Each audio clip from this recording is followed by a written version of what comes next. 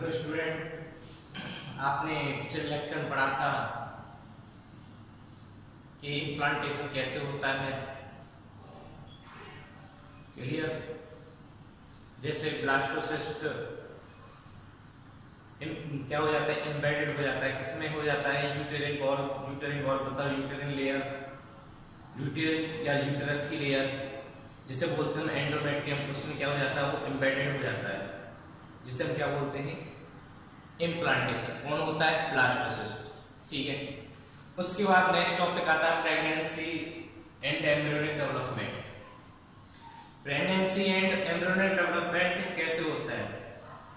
सबसे पहले बात इम्प्लांटेशन की हुई है। तो इम्प्लांटेशन जब होता है तब जो ट्रोपोब्लास्ट लेयर जो होती है, किसकी? ब्लास्टोसिस्ट की। ब्लास्टोसिस्ट की ट्रोपोब्लास्ट लेयर होती है, जानते हैं, जो नेचर में स्टिकी होती है। कैसी होती है? वो स्टिकी होती है, जो इम्प्लांटेशन में हेल्प करती है, एम्बेडेड में हेल्प करती है। उस ट्रोपोब्लास्ट से फिंगर लाइक प्रोजेक्शन अपीयर होते हैं, दिखाई देते हैं। किससे? ट्रोपोब्लास्ट से। किसकी ट्रोपोब्लास्ट? ब्लास्टोसिस्ट की। उससे फिंगर लाइक प्रोजेक्शन अपीयर होते हैं, दिखाई देते हैं, जिन्हें हम बोलते हैं कोरोनिकुलाई। क्या बोलते हैं? कोरोनिकुलाई। तो वो कोरोनिकुलाई दे रखा है। सबसे पहले बात करते हैं कोरोनिकुलाई। आपको पता चल गया जब आफ्टर इम्प्लांटेशन जो फिंगर लाइक प्रोजेक्शन डेवलप होती है, किसके ऊपर? ट्रोपोब्लास्ट के। ठीक है ना? ट्रोपोब्लास्ट किसका है? ब्लास्टोसिस्ट का। उसके ऊपर फिंगर लाइक जो प्रोजेक्शन निकली होती है, हम कोरोनिकुलाई बोलते हैं। जो सराउंडेड होता है, घिरा हुआ होता है, किसके द्वारा? यूटेरिन टिश्यू और मैटरनल ब्लड के द्वारा घिरा हुआ रहता है। वो कवर होती है, वो विलाई नहीं है। वो विलाई किसके द्वारा कवर होती है? यूटेरिन टिश्यू और मैटरनल ब्लड के द्वारा कवर होती है। ठीक है ना? या सराउंडेड होती है। इसके बाद नेक्स्ट टॉपिक बात करते हैं प्लेसेंटा की। ठीक है ना? इसमें एक बार देख लेते हैं कोरोनिकुलाई क्या होते हैं। After implantation finger like projection, implantation के बाद जो होती है फिंगर लाइक प्रोजेक्शन दिखाई देती है ऑन द ट्रोपोब्लास्ट, जिसे हम क्या बोलते हैं? कोरोनिकुलाई कहते हैं। ठीक है ना? Which are surrounded by the uterine tissue and maternal blood. Clear हो गया? जो मैटरनल और किसके द्वारा? यूटेरिन टिश्यू के द्वारा कवर्ड होता है, सराउंडेड होता है। इसके बाद नेक्स्ट टॉपिक जो आता है प्लेसेंटा।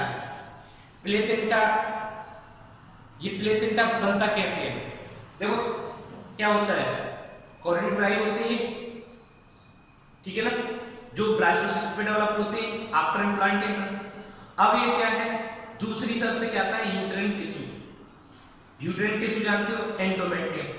अब ये एंडोमेट्रियम के यूटेरिन टिश्यू है और ये कोरोनिकुलाई है। कोरोनिकुलाई फिंगर लाइक प्रोजेक्शन, और ये क्या है हमारे पास? यूटेरिन टिश्यू है। और ये क्या करता है, इसमें एक कनेक्शन बना लेते हैं जिसे बोलते हैं इंटरडिजिटेटेड कनेक्शन। बन गया? अब ये इंटरडिजिटेटेड कनेक्शन जो होता है बहुत मजबूत होता है, ठीक है ना, जो से इतनी आसानी से अलग नहीं होने देता। ठीक है? अब वो इंटरडिजिटेटेड जो कनेक्शन होता है, इंटरडिजिटेटेड याद रखना, कनेक्शन किसके बीच में बना? यूटेरिन टिश्यू और कोरोनिकुलाई के बीच में बन गया ना?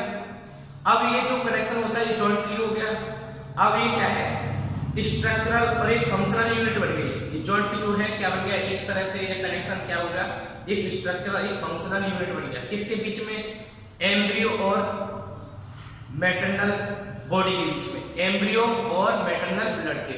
एम्ब्रियो मतलब कि जिससे कोरोनिकुलाई डेवलप हुई है, और मैटरनल बॉडी की तरफ से यूटेरिन टिश्यू आया है।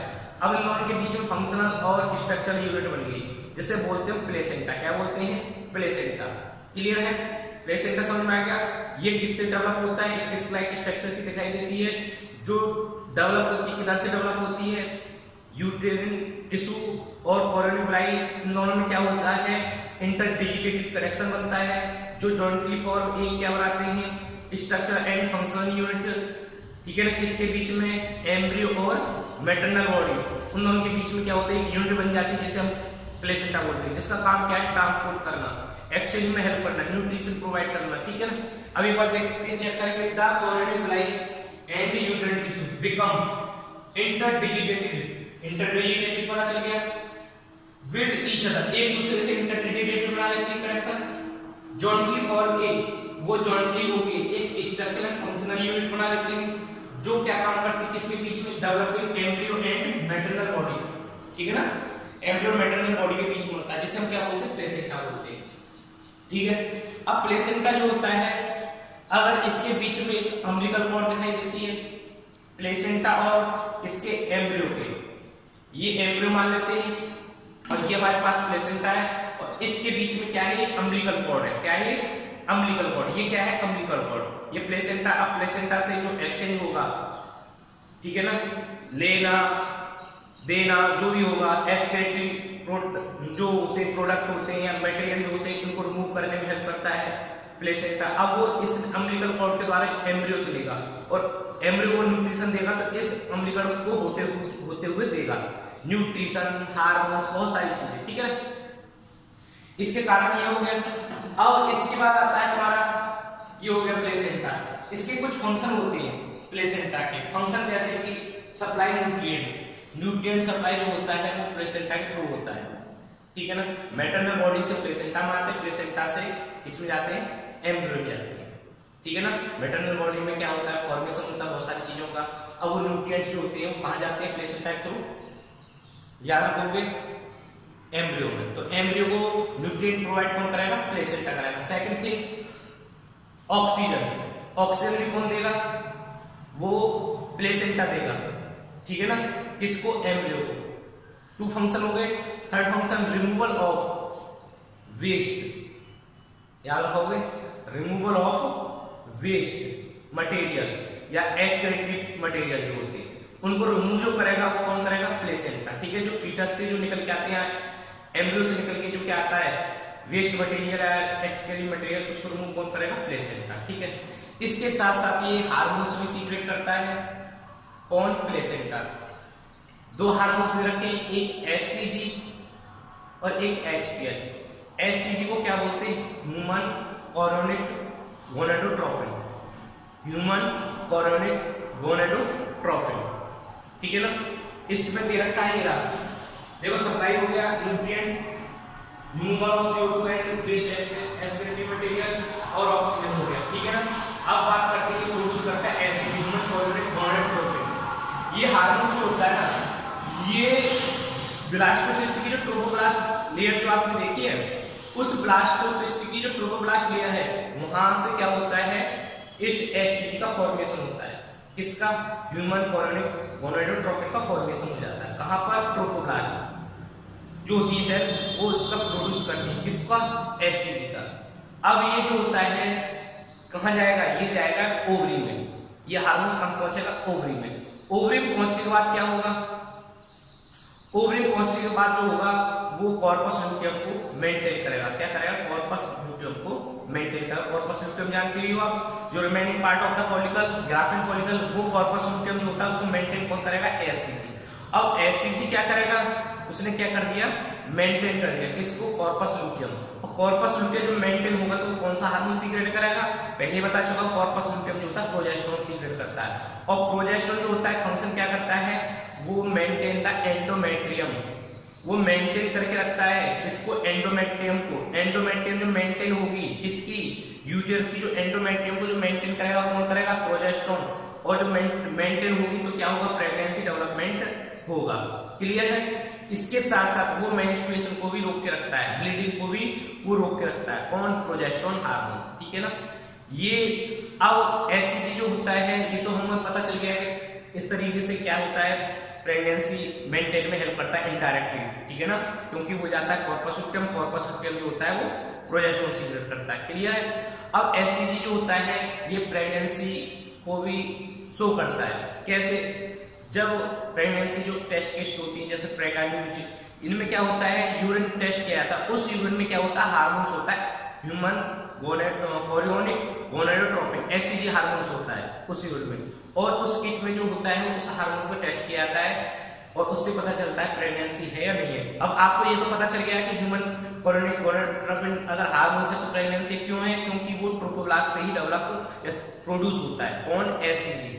और ट्रोफोब्लास्ट आफ्टर फर्टिलाइजेशन या आफ्टर इम्प्लांटेशन, जो हमारा आफ्टर फर्टिलाइजेशन जो होता है ब्लास्टोसिस्ट, उससे ही क्या निकलता है, उस ट्रोफोब्लास्ट से ही एचसीजी रिलीज होता है। तो आफ्टर फर्टिलाइजेशन तो सीधी सी बात है, प्रेगनेंसी है। तो इसलिए जो वो किट जो होती है उनसे कौन सा टेस्ट किया जाता है, एचसीजी टेस्ट किया जाता है, जिससे एचसीजी हार्मोन का चेक किया जाता है। ठीक है, इसके बाद दूसरा आता है, ये हो गया, दूसरा आता है एचपीएल। एचपीएल को बोलते हैं ह्यूमन प्लेसेंटल लैक्टोजन।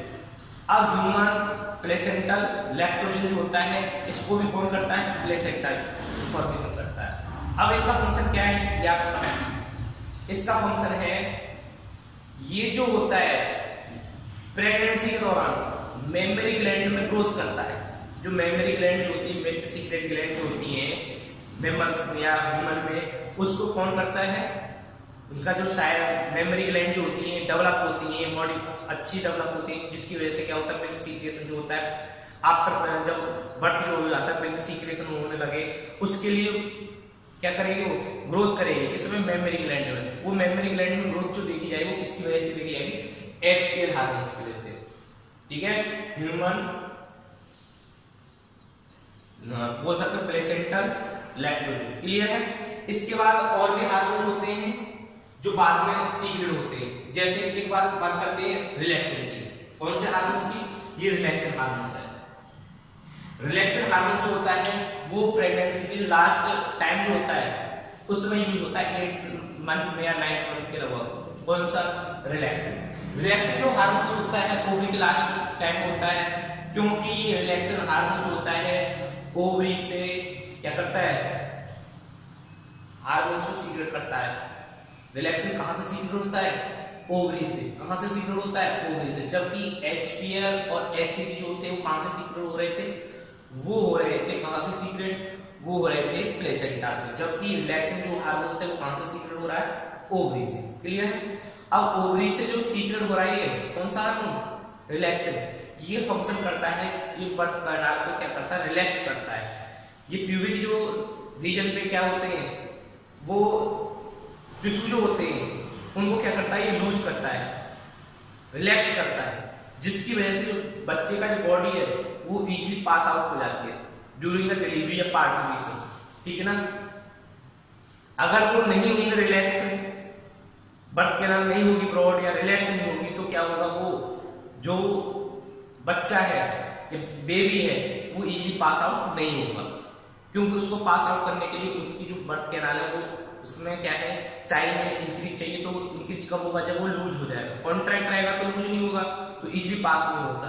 तो ये रिलैक्सेशन जो होता है ये याद रखना है, कब होता है, ये लास्ट टाइम सीक्रेट होता है, कहां से होता है, ओवरी से होता है। और फंक्शन क्या है इसका, रिलैक्स का। ठीक है ना। इसमें पूछ लिया जाता है कनेक्टिव टिश्यू किस टिश्यू करता है, कनेक्टिव टिश्यू को रिलैक्स या लूज करता है, जिसकी वजह से क्या होता है, उस रीजन से क्या होता है, इजीली पास हो जाता है। ठीक है ना।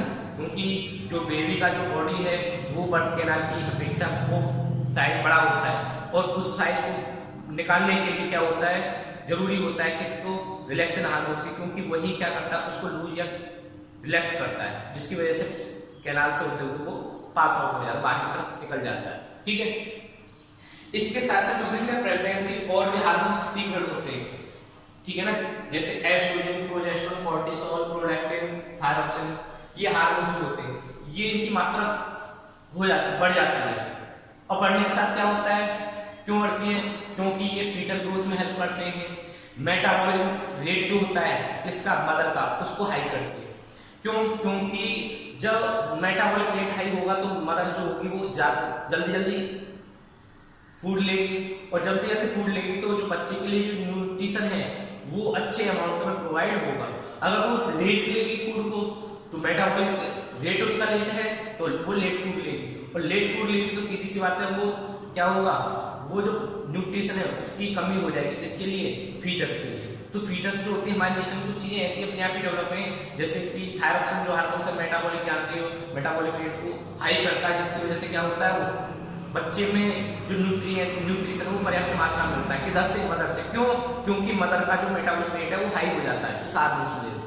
ठीक है ना। इसलिए ये हार्मोन्स जो होते हैं इंक्रीज हो जाते हैं, वैसे तो होते ही है लेकिन ये इंक्रीज हो जाते हैं, जिसकी वजह से क्या होता है, उनमें वृद्धि देखी जाती है उसके रेट में, जिसकी वजह से वो न्यूट्रिशन प्रोवाइड होता है। ठीक है ना।